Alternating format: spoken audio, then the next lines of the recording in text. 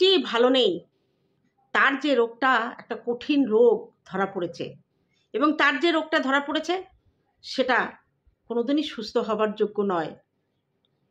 তার ডান দিকটা আস্তে আস্তে অবশ হতে চলেছে, এবং সেটা পুরনো রোগ, আজকের না, ছোটোবেলায় নাকি ছোটোবেলায় ও পড়ে গেছিলো, মাথায় লেগেছিল, সেখান থেকে ওর এই ডান পাশটা আস্তে আস্তে অবশ হচ্ছে। মাঝে মাঝেই ঝিনঝিন করতো, কিন্তু এখন একেবারে অকেজো হতে চলেছে। বৃষ্টির এই অসুস্থতা তার বাবা মার মনে অনেক কষ্ট দিয়েছে। তোমরা ভাবছো এটা কোন বৃষ্টি? না, আমার ছোট মেয়ে বৃষ্টি নয়, এ আর এক বৃষ্টি। একজন আমাকে কমেন্ট করেছিল, অপরাজিতার সংসার, এটা হচ্ছে অপরাজিতার সংসার ব্লগ, প্রীতম বৃষ্টি। দুটি ছেলে মেয়ে, তাদের জীবন কাহিনী, তাদের সংসারের খুঁটিনাটি জিনিস নিয়ে ব্লগিং করে। সেই বৃষ্টি এবং প্রীতমের কথা আজকে আমি বলতে এসেছি। হ্যালো বন্ধুরা, কেমন আছো? নিশ্চয়ই সকলে ভালো আছো, আমিও ভালো আছি।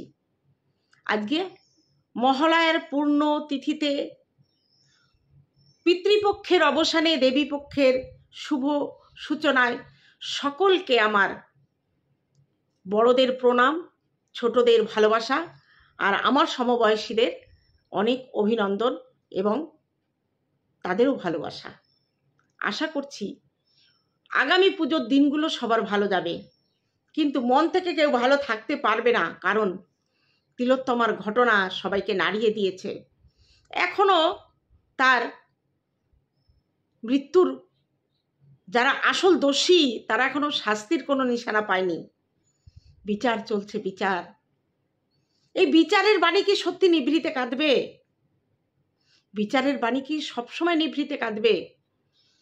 প্রত্যেকটা মানুষের মনে এই তিলোত্তমা বসে গেছে। যে বাড়ি ফিরে সারাদিন পরে নিজের বাড়িতে যদি একটা মেয়ে থাকে, সে বোনই হোক আর মেয়েই হোক, তার দিকে নজর করলে না ছ্যাদ করে বাবা মার মনটা কেঁপে ওঠে, যে আহারে তিলোত্তমা কি কষ্টে মারা গেছে। আমার মেয়েকে জড়িয়ে ধরে মনে মনে ভাবে, ঈশ্বর আমার মেয়েটাকে রক্ষা করো। কারণ এখন আর মেয়েদের রক্ষার জন্য বাবা মা প্রশাসন কিছুর ওপরে ভরসা করা যাচ্ছে না। একজন ডাক্তার তাকে মেরে ফেলা হয়েছে, সে অনেকের আক্রোশের শিকার হয়েছে, অনেক কিছু জেনে ফেলেছিল। দেখো, আমি তিলোত্তমার কথা বলতে বসে গেছি, বলবো বৃষ্টির কথা, মাঝখানে এসে যায়। তোমরা হয়তো জানো না, সেম ঘটনা আমাদের এখানে রানাঘাট সদর হাসপাতালের ডাক্তার চন্দন মুখার্জি, না চন্দন কি টাইটেল, চন্দন ডাক্তার, তাকে মেরে ফেলা হয়েছিল। সেও শিকার, তবে সে পুরুষ, তাই তার শরীরটাকে ছিন্ন ভিন্ন করেনি। যাই হোক, যে বৃষ্টির কথা বলতে এসেছি, মেয়েটি বড্ড দুঃখী। তার জীবনে সব কিছু থেকেও সে আজ সর্বহারার মতো দিনকে দিন বিছানায় শুকিয়ে যাচ্ছে। মেয়েটির জীবনের কাহিনী আমি যতটুকু শুনেছি, এখন আমি সম্পূর্ণ ওকে স্টাডি করতে পারিনি, তার মধ্যে থেকে যতটুকু শুনেছি, যতটুকু জেনেছি তোমাদের বলতে চাই। মেয়েটির আর একবার বিয়ে হয়েছিল, এবং খুব কম বয়সে, 19 বছর বয়সে 20তে পা দিয়েই তার বিয়ে হয়েছিল। কারণ তার মা অসুস্থ ছিল। তার বাড়ির লোক, তারা 2 বোন, তার বাড়ির লোক তাকে বিয়ে দেওয়ার কথা যখন বলে, তখন বৃষ্টি প্রথমে না করে। কিন্তু তাদের বাড়িতে এর আগেও একটা ঘটনা ঘটেছে। তার ঠাকুমা অসুস্থ ছিল। ঠাকুমা মারা যাওয়ার আগে তার দিদিকে বলেছিল যে তুই বিয়ে কর, ওকে বিয়ে দে, আমি একটু ওর বিয়েটা দেখে যাই। ওর দিদি পড়াশোনা বাদ দিয়ে বিয়েটা করতে রাজি হয়নি। ঠাকুমা মারা গেছিল, নাতনির বিয়ে দেখতে পারেনি। বৃষ্টির মনে সেই কথাটা বারবার ভেসে ওঠে। সে ভাবে, আমার মাও যদি এই কষ্ট পেয়ে মরে, যাদের সঙ্গে বিয়ে ঠিক হয়েছিল তারা কথা দিয়েছিল যে তাকে পড়াবে, তাকে আবার নতুন করে ভর্তি করে পড়াবে, কিন্তু না, বৃষ্টি সে পড়ার আশাটা পূর্ণ হয়নি। বিয়ের পরে 10 বছর কেটে গেছে, সেখানে সে সুস্থভাবে জীবন চালাতে পারেনি। তার উপরে অমানসিক অত্যাচার চলেছে, তাকে রড দিয়ে মারা হয়েছে। সব কথা তো সোশ্যাল মিডিয়ায় বলে না, যতটুকু জেনেছি, সে তার সন্তানকে নিয়ে ওই সংসার ছেড়ে চলে এসেছে বাবা মার কাছে। বাবা মার কাছে চলে এসেছে, সেখানে সে সুখে স্বাচ্ছন্দ্যে ছেলেকে নিয়ে দিন কাটাচ্ছিল, কারণ বৃষ্টির মা এখন সুস্থ এবং বৃষ্টির বাবা একজন ভালো সরকারি কর্মচারী, অভাব কিছু শেখেনি, সে দেখেনি।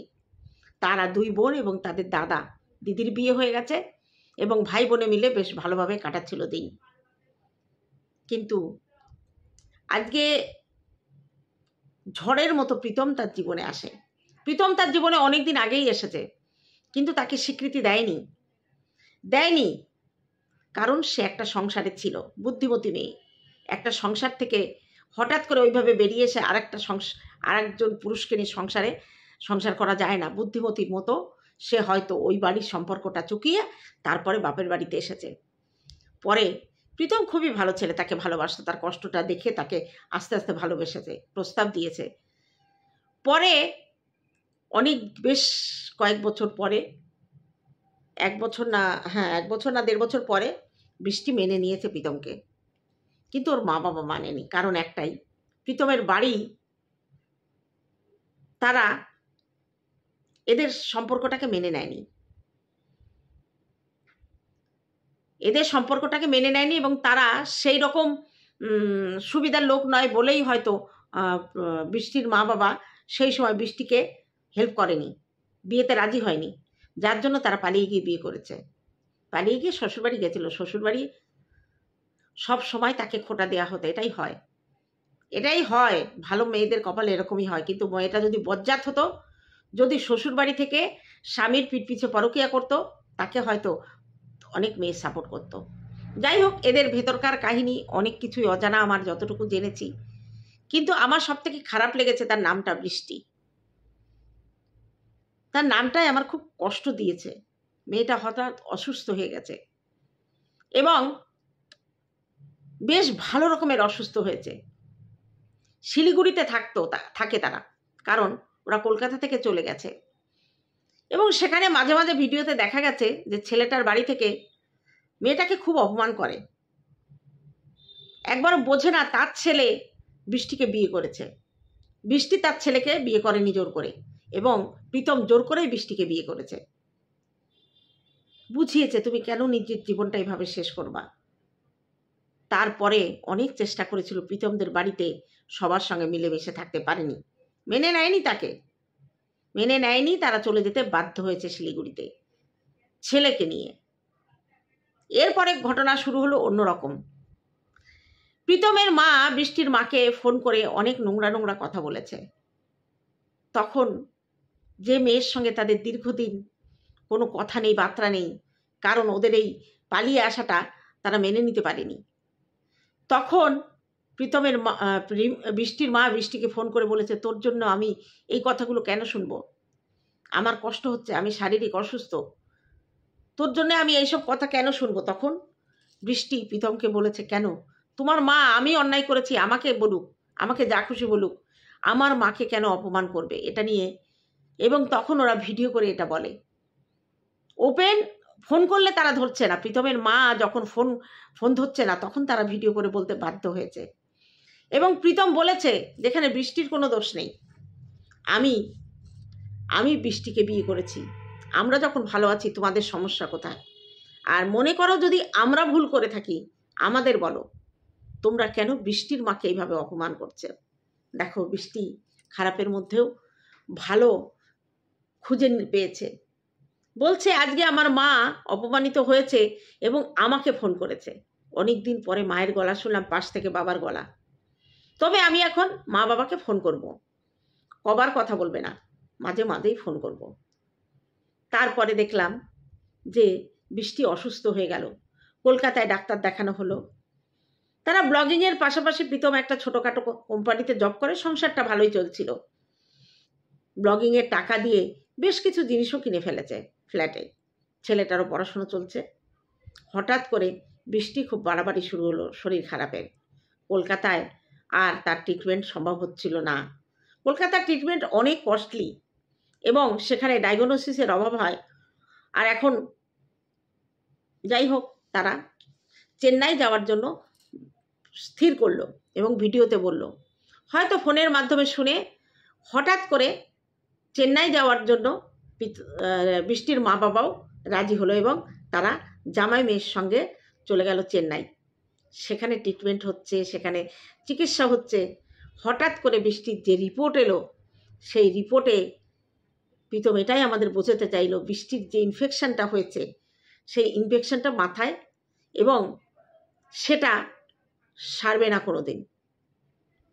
তখন চেন্নাই থেকে দেখিয়ে তারা ওষুধপত্র নিয়ে কলকাতার দিকে রওনা দিল।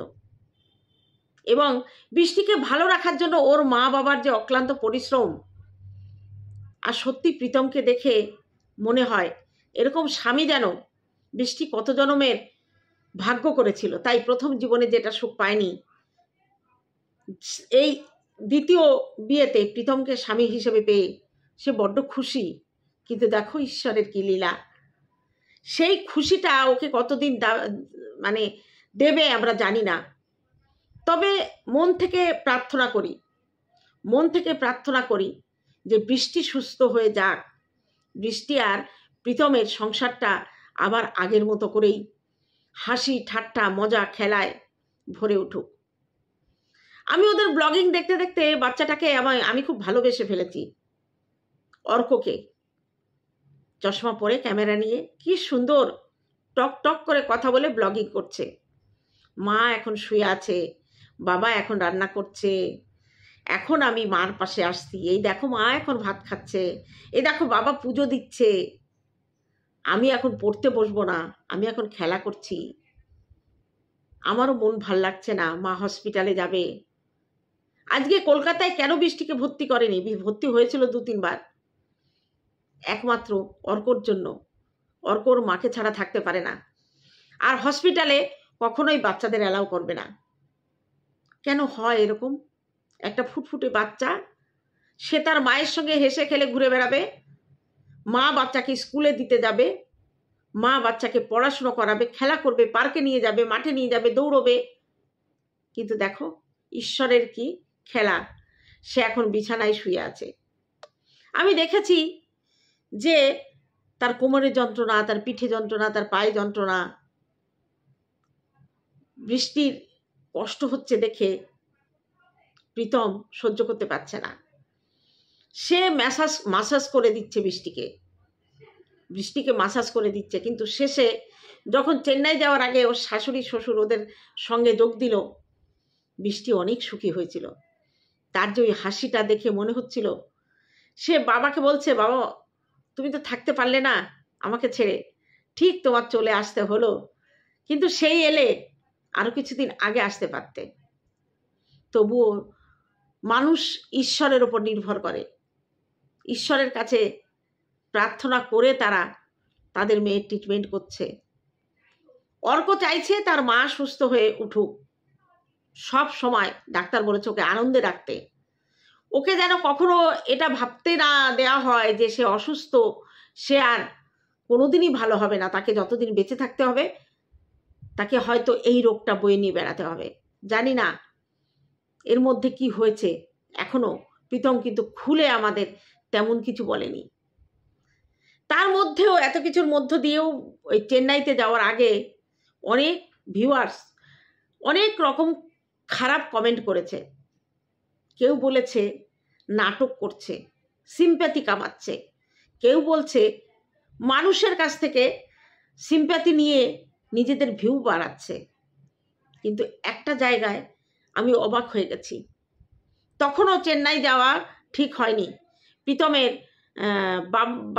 বাবা মার তরফ থেকেও কোনো রকম সাহায্য আসেনি, আর বৃষ্টির মা বাবাও তখনও বৃষ্টির সঙ্গে যোগাযোগ করে উঠতে পারেনি।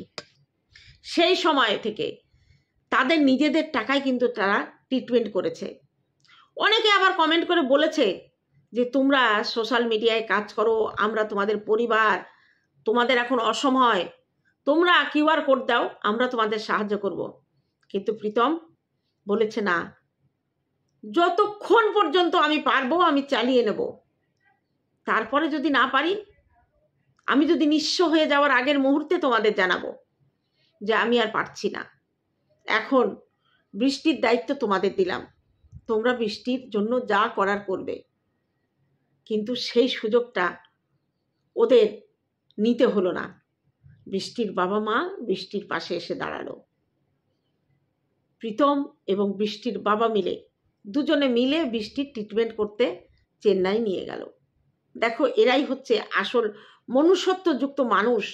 এই যে বৃষ্টি প্রীতম, অসুস্থতা দেখিয়ে প্রথমেই তো কিউআর কোড দিয়ে টাকা তুলে নিত। বেশ লক্ষ লক্ষ, অন্তত 10 লাখ 20 লাখ টাকা তো উঠতেই পারতো, 10 লাখ তো উঠতই, কিন্তু তারা সেটা করেনি। সেটা করেনি, মানুষের কাছে হাত পাতেনি। মানুষ হাত পাতে কখন? দেওয়ালে পিঠ থেকে গেলে। অনেকে আবার হাত পাতে নিজের গচ্ছিত সঞ্চয়টাকে আলাদা করে রেখে জনগণের টাকা নিয়ে কাজ মেটানোর, কিন্তু এরা সেটা করেনি। এরা হাত পেতে কারোর কাছ থেকে একটা টাকাও নেয়নি। অথচ এদেরই কমেন্ট বক্সে গিয়ে দেখবে নাটক করছে, সিম্প্যাথি নিচ্ছে। সিম্প্যাথি কাকে বলে? সিম্প্যাথি, বৃষ্টি বলেছিল যে আমি ডেলি ব্লগার। ওর আগে একটা চ্যানেল ছিল, সেই চ্যানেলটা ওর ইউটিউব থেকে স্ট্রাইক দিয়ে তুলে দেয়, কিন্তু তার কোনো রিজন দেয়নি যে কেন দিয়েছে। লিখেছিল harmful, child abuse, slang language, এরকম কিছু ক্রাইটেরিয়া দিয়েছিল। কিন্তু বৃষ্টি ব্লগগুলো দেখে আমার যতটা মনে হয়েছে, আমি যতগুলো দেখেছি, ও এই ধরনের কোনো কন্টেন্ট কোনোদিন করেনি। ভদ্র সভ্যভাবে ও ভিডিও করে। ও কারোর সম্বন্ধে কোনো খারাপ কথা বলতে চায় না। যেটুকু বলেছে তার পরিবার সম্পর্কে, সেটুকু তার ফিলিংস থেকে বলেছে, সেটুকু বলার অধিকার তার আছে। ও একটা জায়গায় বলছে, বিয়ের পরে মেয়েরা কি মা বাবার থেকে পর হয়ে যায়? কারণ আমি এত কষ্টে আছি, সেটা দেখেও আমার বাবা মা কিছু বলেনি। এটা দ্বিতীয়বারের কথা বলেছে, মানে এই প্রীতমদের বাড়ি।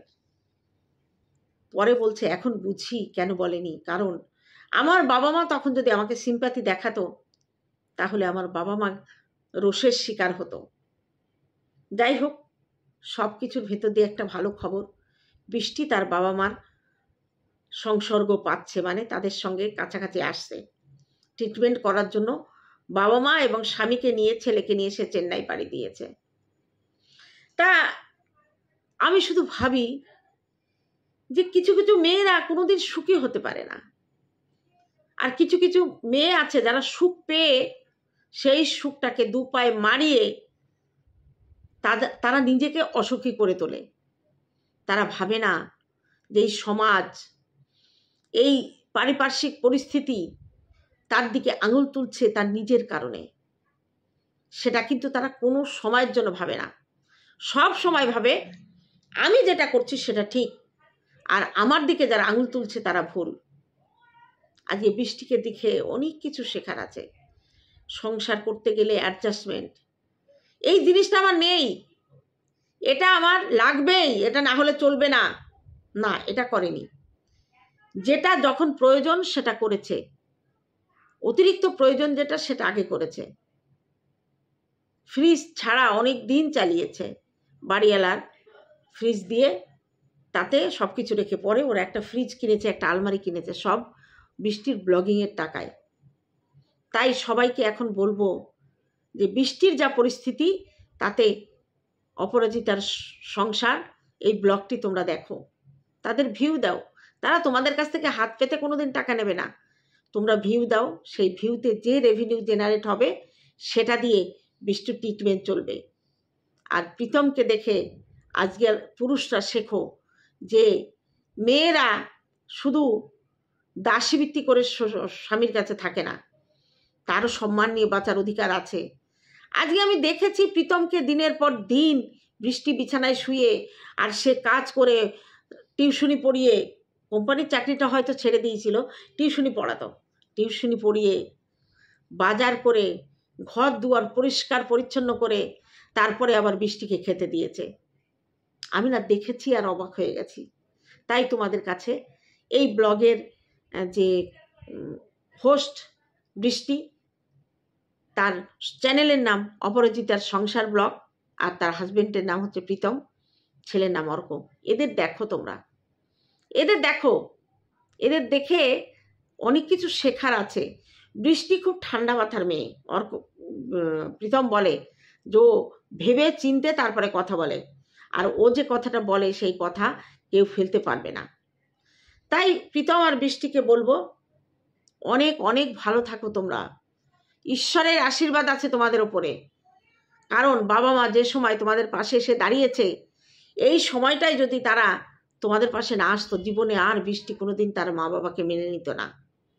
আজকে দেখো প্রীতমের মা বাবা, জানি না তারা কে, তাদের বাড়িতে কজন তার বাবা আছে কিনা, মা আছে কিনা, তবে মা আছে শুনলাম। এবং সে কিন্তু হেলাফেলা ঘরের ছেলে না। সে প্রথমেই বলেছে যে আমি তোমাদের এই মেয়েকে বিয়ে করছি, একে আমি করব, এর থেকে তোমরা আমার ধরে নাও, আমি তোমাদের সম্পত্তির কোনো ভাগ চাইবো না, আমি আমার মতো করে থাকবো। অথচ দেখো তাকে এখন বলছে ত্যায্য পুত্র। সে তো নিজেই নিজেকে ত্যায্য করে নিয়েছে।